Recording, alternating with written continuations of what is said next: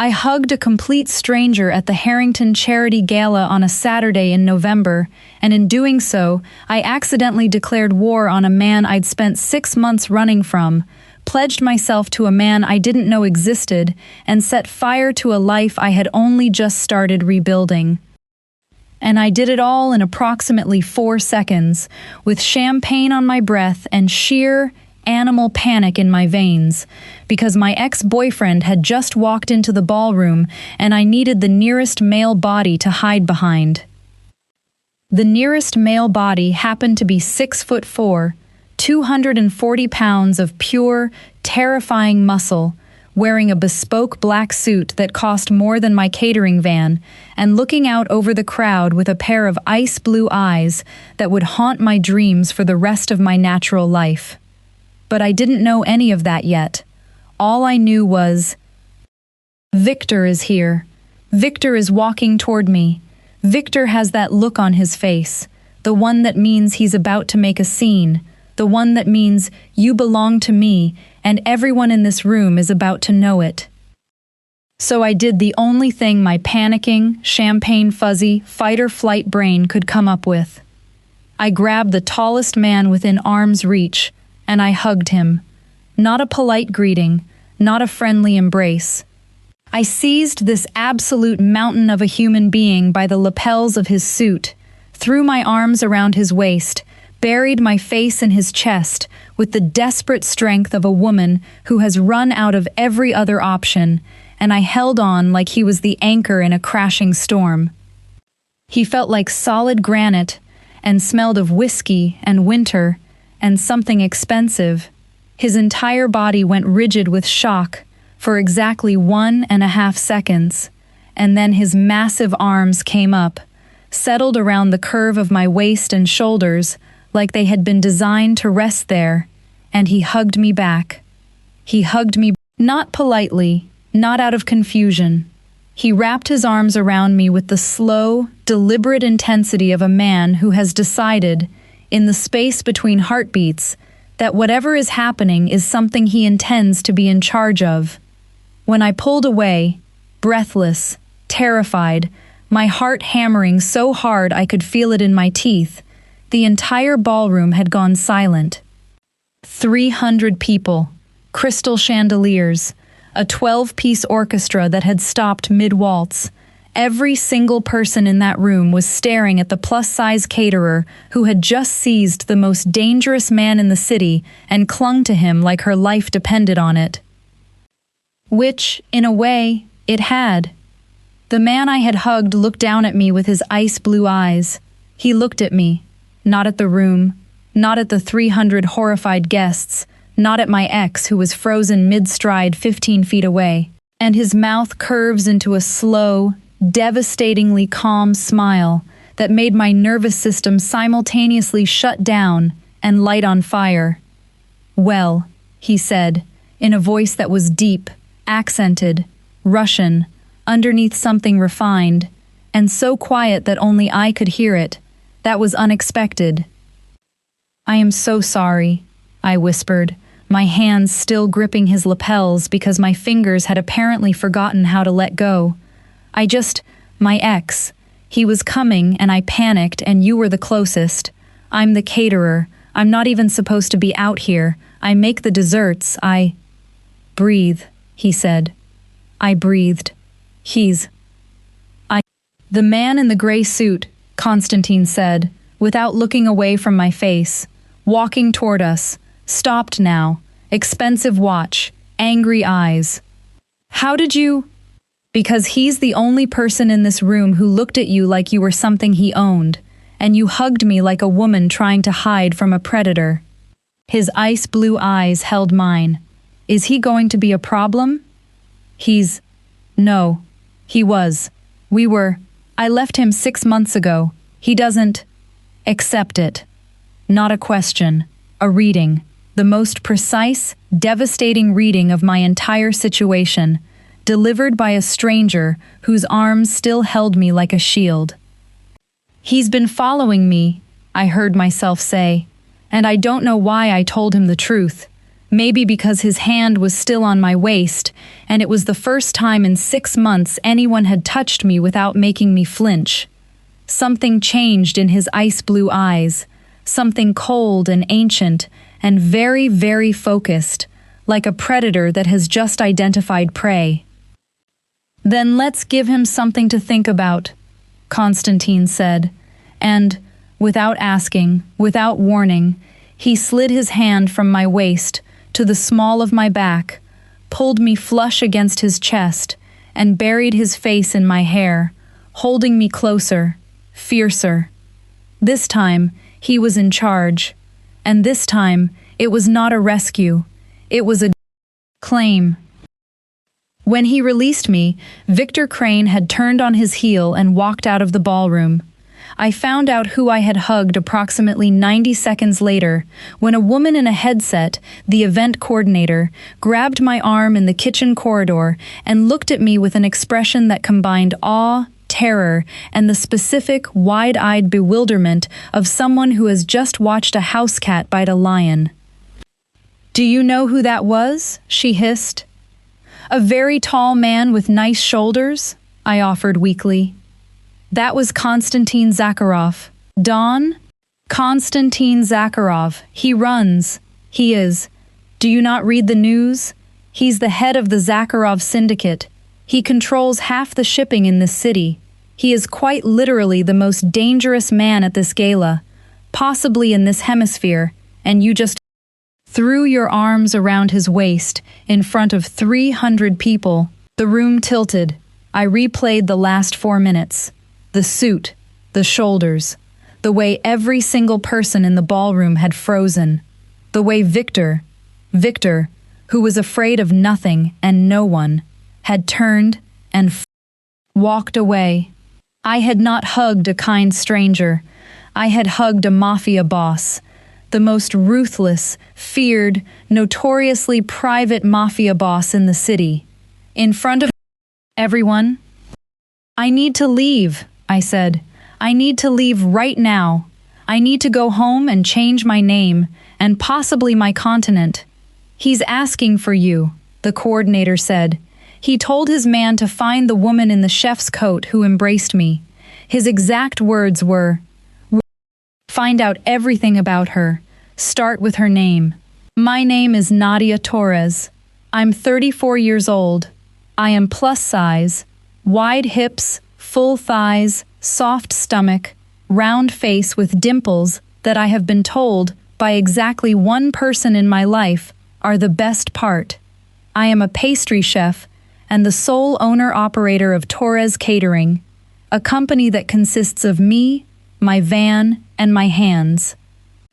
I am very, very good at what I do. My tres leches cake has made grown men cry. My chocolate ganache tart was once described by a food critic as an argument against everything that is wrong with the world. I can pipe a perfect rosette with my eyes closed, and I can make a croquembouche under pressure that would make a French pastry chef weep with envy. I am also a woman who spent 3 years being slowly, systematically reduced by a man who told me he loved me while shrinking the world around me until I could barely breathe. Victor Crane, 40 years old, wealthy, connected, the kind of handsome that photographs well and hides everything. He found me when I was catering a corporate event, the cute, fat chef with the incredible desserts, and he decided he wanted me the way men like Victor want things, completely, exclusively, possessively. The first year was heaven. He told me my body was beautiful. He funded my business expansion. He introduced me to his world, galas, galleries, the kind of rooms where a plus-size woman in a chef's coat is either invisible or a punchline. The second year, the cage started showing.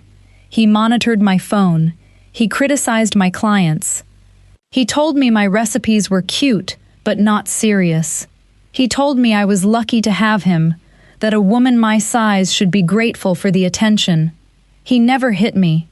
Victor was too smart for marks. He used words the way a surgeon uses a scalpel, precise, clinical, devastating. The third year, I left. Packed my knives at 3 a.m., drove my van to my mother's garage, and started rebuilding Torres Catering from nothing. 6 months later, Victor still hadn't accepted it. He showed up at my events. He called from new numbers. He sent flowers, beautiful, expensive, with notes that read like love letters and felt like threats. "I'm waiting, Nadia. You'll come back. Where else would you go?" And then he showed up at the Harrington Gala, where I was catering the dessert table, and walked toward me with that look, the ownership look, the "you are mine and everyone will know it" look, and my body made a decision before my brain could stop it. I hugged the nearest stranger. The nearest stranger happened to be a mafia boss. Konstantin Zakharov walked into my kitchen. Not the ballroom, not the corridor. The temporary station I'd set up for the gala, with my piping bags and my ganache and my perfectly tempered chocolate and my portable oven. He walked past 2 of his own security men, past the event coordinator who looked like she was about to faint, and he stood in my workspace, 6'4", 240 pounds, shoulders so broad he had to angle himself through the doorway, and he looked at my dessert spread. "You made these," he said, not a question. Yes, I'm the caterer. Torres Catering. I do the desserts." He picked up one of my chocolate truffles. He examined it the way a man who understands craftsmanship examines a thing made with care. Then he ate it. He closed his eyes. He chewed slowly. "This is exceptional," he said, opening his eyes. "The ganache is perfect." "Thank you," I said, because what do you say when a mafia boss compliments your ganache? "Now," he set the truffle down. "Tell me about the man in the gray suit." "Mr. Zakharov." Konstantin. Konstantin. "I am so sorry about what I did out there was completely. I was panicking, and you were the closest person, and You hugged me to make a man believe you were protected," he said calmly. "I understood that approximately half a second in, I hugged you back because I wanted to. Those are different things." He leaned against my counter, carefully, respectfully, giving me space. "Now, the man in the gray suit, Victor Crane. I know who he is. Businessman, real estate, political connections, reputation for acquiring things." His ice blue eyes found mine. "What I want to know is what he did to make a woman brave enough to hug a stranger in a room full of 300 people too afraid to do the same." My throat tightened. "Why do you care?" "Because I was standing in that ballroom for 2 hours and no one approached me. No one spoke to me. No one so much as made eye contact, because every person in that room knows what I am, and they're all terrified. And then a woman in a chef's coat with chocolate on her fingers grabbed me and held on to me like I was the safest thing she'd ever found." The corner of his mouth lifted. "That kind of bravery deserves to be protected. At minimum, it deserves a conversation," I told him. "Not everything. I couldn't, but enough. The 3 years, the control, the monitoring, the phone calls that wouldn't stop, the flowers." Konstantin listened with the terrifying, focused stillness of a man cataloging information he intends to act on. When I finished, he said, "I'm going to give you my number. If Victor Crane contacts you, approaches you, or so much as sends you a flower, call me." "I don't need a protector," I said quickly. "I've been handling this myself for 6 months. I'm not some helpless—" "I know exactly what you are," he said. "You're a woman who hugged a mafia boss rather than let a man control her. That is not helplessness. That is the opposite of helplessness." He placed a card on my counter. "The number is for your convenience, not my ego. Use it if you choose. Don't if you choose. The choice is the whole point." He left. He took a box of my truffles. He left €300 on the counter. 3 days later, Victor sent me flowers. Not the usual arrangement. 200 red roses, filling the entire front of my catering kitchen, blocking the door, overwhelming the workspace with their cloying, suffocating sweetness. The card read, "You looked beautiful at the gala, Nadia. Who was the man? He won't last. Nobody does. You always come back to me." I called Constantine's number. He answered on the first ring. "The flowers," I said. "How many?" 200. A pause. The specific, weighted silence of a very dangerous man doing mathematics. "I'll be there in 20 minutes, he said. "Don't touch them. Some men put things in flowers." He arrived in 18 minutes, with 2 men. They swept my kitchen, and they found it. A GPS tracker, embedded in the base of the largest vase. Victor hadn't just sent flowers, he'd sent a surveillance device. He was tracking my location, my movements, the address of my kitchen that I had kept private for 6 months. Constantine held the tracker between his thumb and forefinger, studying it the way a man studies an insect he's deciding whether to crush. "This is not a gift," he said quietly. "This is a collar." "I should go to the police," I said, though we both knew the answer to that. Victor Crane donates to the Police Benevolent Fund. He golfs with the chief. He has 3 judges on speed dial. Constantine set the tracker down on my counter. "You can go to the police, and I will support you completely. Or you can allow me to communicate to Mr. Crane, in a language he will understand, that you are no longer available for surveillance." His ice blue eyes were steady. "I'm not offering to own you, Nadia. I'm offering to stand next to you while you take your life back. There's a difference." "Why?" I asked. "We met 4 days ago. I hugged you without permission. You owe me nothing." He looked at me for a long moment. Then he said something I didn't expect. "I was married once. When I was 26, she was small and kind, and she didn't know what I was when she fell in love with me, and when she found out, she was too afraid to leave. Not of me, of the world around me, of the men who might use her to get to me." His jaw tightened. "She died in a car accident 3 years later. An accident that I have never been fully convinced was an accident, and I have spent every day since understanding that the most dangerous thing a powerful man can do is fail to protect the person standing next to him." He picked up the tracker. He crushed it in his fist. "I will not fail again," he said simply. Victor escalated. Of course he did. Men like Victor don't retreat, they recalibrate. 2 weeks after the flower incident, I was catering a children's hospital fundraiser, my biggest client, the one that kept Torres Catering alive, and Victor showed up, not as a guest, as a donor. He'd written a check large enough to put his name on the program, which meant he was untouchable, which meant the event organizers couldn't remove him, which meant I was trapped in a kitchen 30 feet from a man who had planted a GPS tracker in my roses. He came to find me during the dessert service.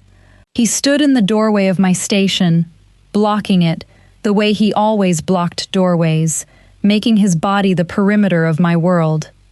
"Hello, Nadia," he said, smiling the smile that used to make me feel special and now made my stomach turn. "I see you're still playing Caterer. It's cute."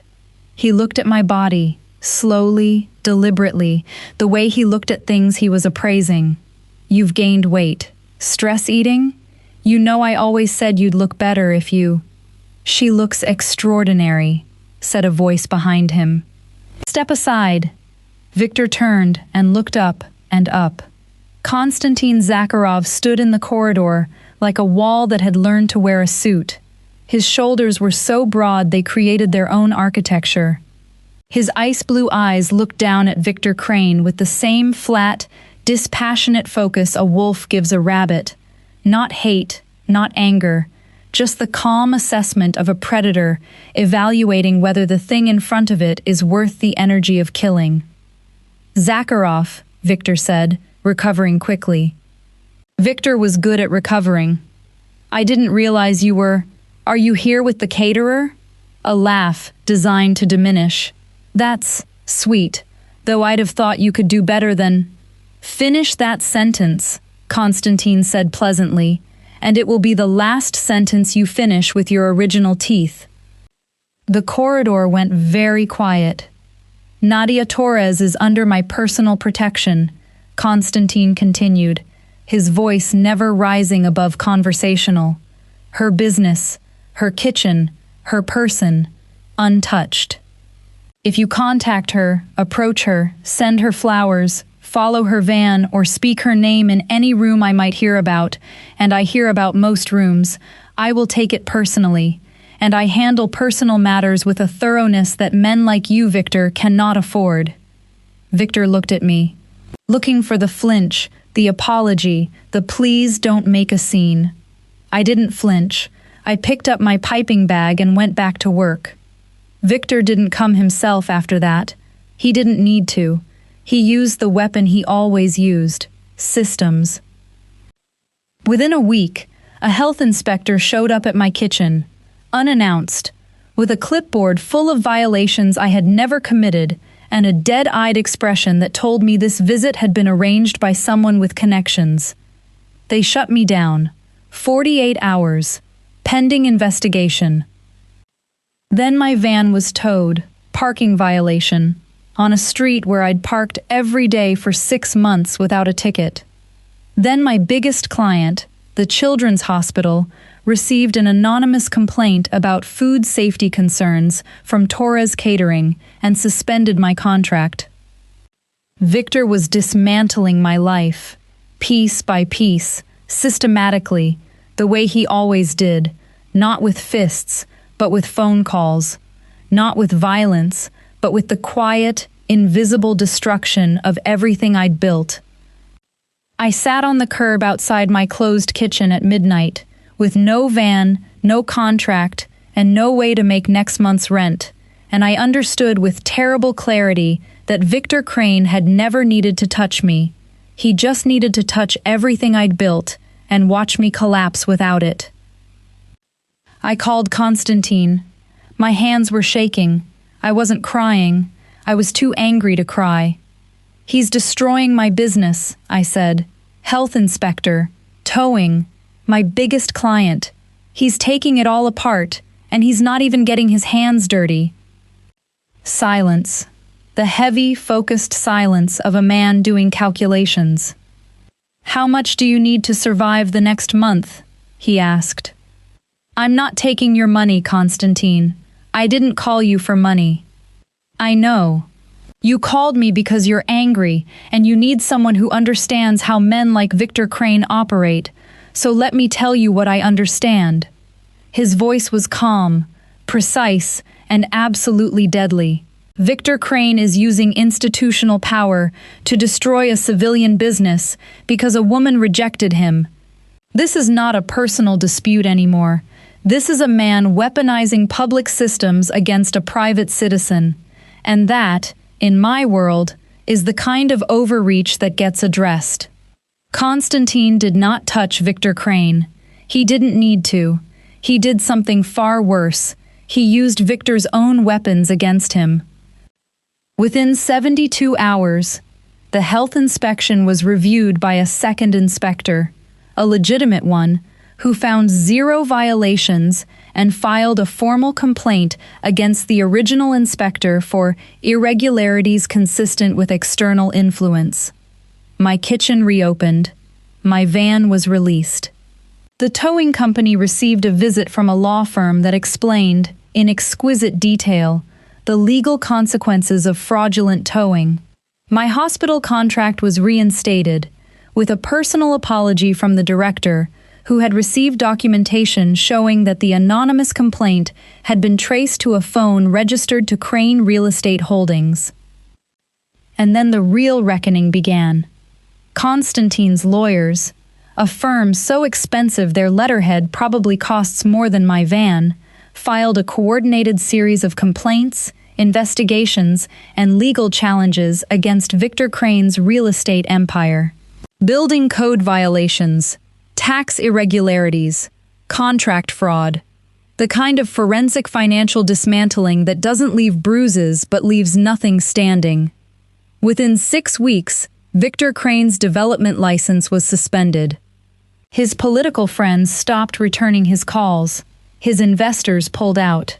The empire he'd built on connections and intimidation crumbled the moment someone with bigger connections and no fear of intimidation decided to push back. Victor called me. One last time. "Call him off," he said, and his voice, for the first time in 4 years, had something in it I'd never heard before. Fear. "Whatever you want, I'll leave you alone. Just call him off." "I didn't call him on, Victor," I said. "I hugged a stranger at a gala because you wouldn't stop following me. Everything that's happening to you right now is the consequence of your own choices. I didn't need a mafia boss to destroy you. You destroyed yourself the moment you decided that a woman who left you was something you could take back by force." I hung up. I went back to my kitchen, I piped a perfect rosette on a tres leches cake, and I didn't think about Victor Crane again. 3 months after the gala, the night Constantine earned the thing I hadn't been ready to give him, he had been coming to my kitchen. Not to protect me. Victor was gone, exiled to a city where his name meant nothing, but to sit on a stool in the corner, eat my desserts, and talk to me while I worked. The most feared man in the city, sitting on a metal stool in a tiny catering kitchen, eating chocolate truffles and asking me about butter temperatures. He never decided things for me. When I needed help, a new client, a kitchen repair, a van that wouldn't start, he offered, and I accepted or refused, and he respected both with the same steady patience. He didn't comment on my body the way Victor had, as a flaw to be managed, a problem to be minimized. Constantine looked at my plus-size body the way he'd looked at my chocolate truffle, with genuine, focused appreciation, like it was exceptional work. One night, I was elbow-deep in ganache. He was on his stool. I turned to reach a mold and found him standing. When had he stood? Directly behind me, close enough that I could feel the heat radiating off his massive body. "You have chocolate on your face," he said softly. "I always have chocolate on my face." "I know." He lifted his hand, slowly, giving me every chance to step away, and his thumb brushed the chocolate from my cheekbone with a gentleness so devastating from a man that large that my knees actually went weak. "It's my favorite thing about you." "The chocolate?" "The evidence that you've been making beautiful things with your hands." His ice blue eyes held mine. "Can I hold you, Nadia?"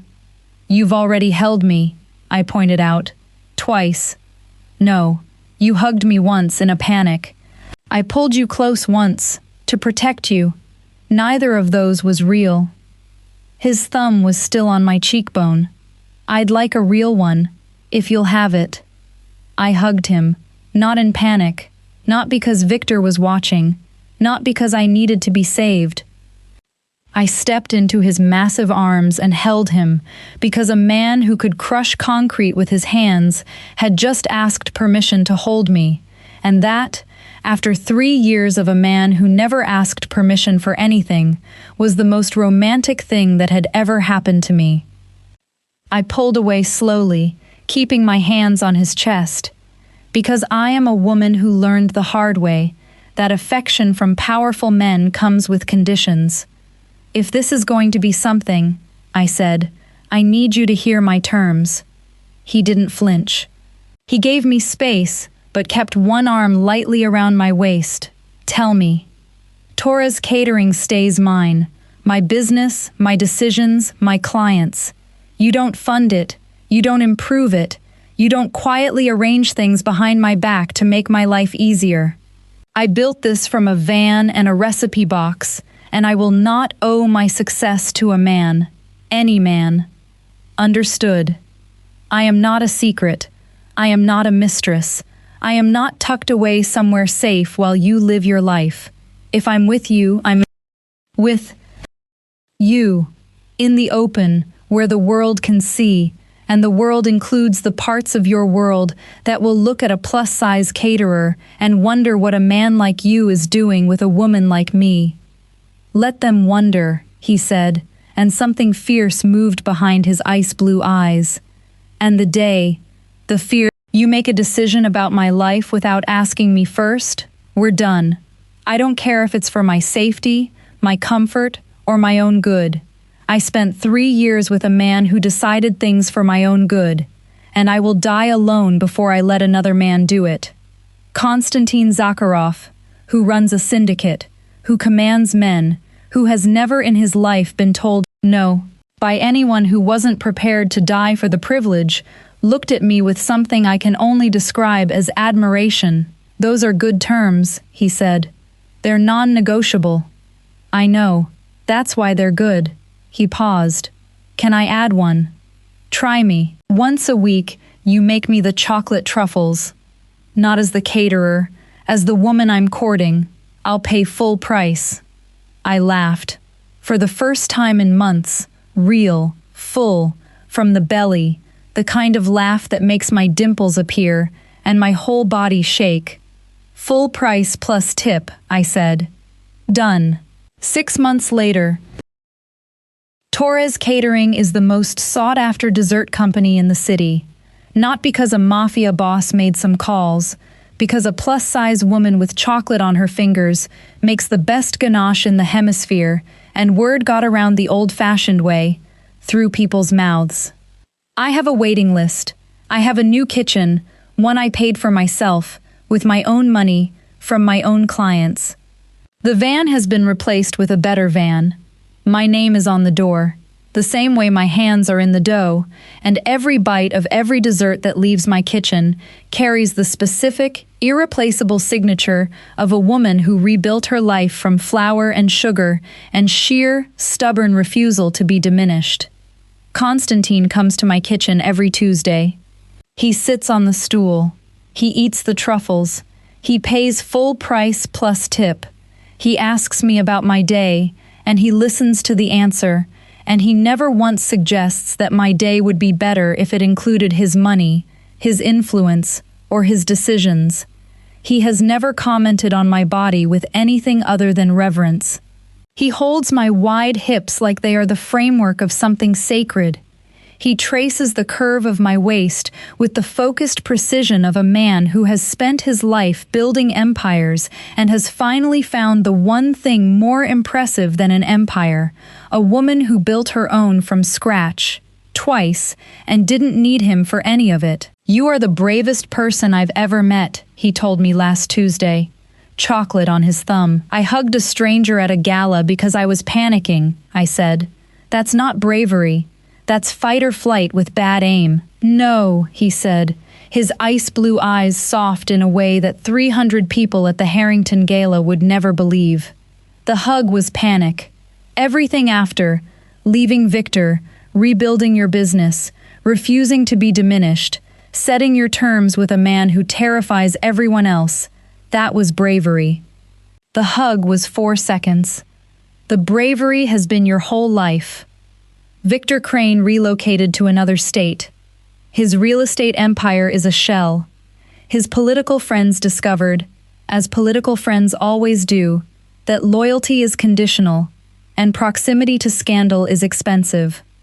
He will never contact me again, not because of Konstantin, but because the woman he tried to destroy turned out to be the only person in his life who was ever worth keeping, and he lost her because he couldn't tell the difference between love and ownership. I am 35 years old. I am plus size. I own a catering company. And the most dangerous man in the city sits on a metal stool in my kitchen every Tuesday, eating my chocolate truffles, paying full price plus tip, and wrapping his massive arms around me at the door with the careful, reverent gentleness of a 6'4" wall of muscle who has learned that the strongest thing a powerful man can do is let a strong woman be powerful all by herself. The accidental hug that started everything? I'd do it again. Every time. 4 seconds of panic that led to the rest of my life. But the embraces now, the real ones, the Tuesday night ones, the flower on my cheek and chocolate on his thumb ones, those are not accidents. Those are choices, made freely, with my own hands, by a woman who will never again let anyone decide who she holds or why. If you accidentally hugged a mafia boss to escape your ex, and he turned out to be the only man who ever asked permission to hold you, who crushed a GPS tracker in his fist, who dismantled your stalker's empire without ever raising his hand, and who sits on a metal stool in your kitchen every Tuesday eating truffles at full price plus tip, stay in his world, or would you run? Take the freedom you fought for, and refuse to trade one powerful man's orbit for another's? Comment, stay or run.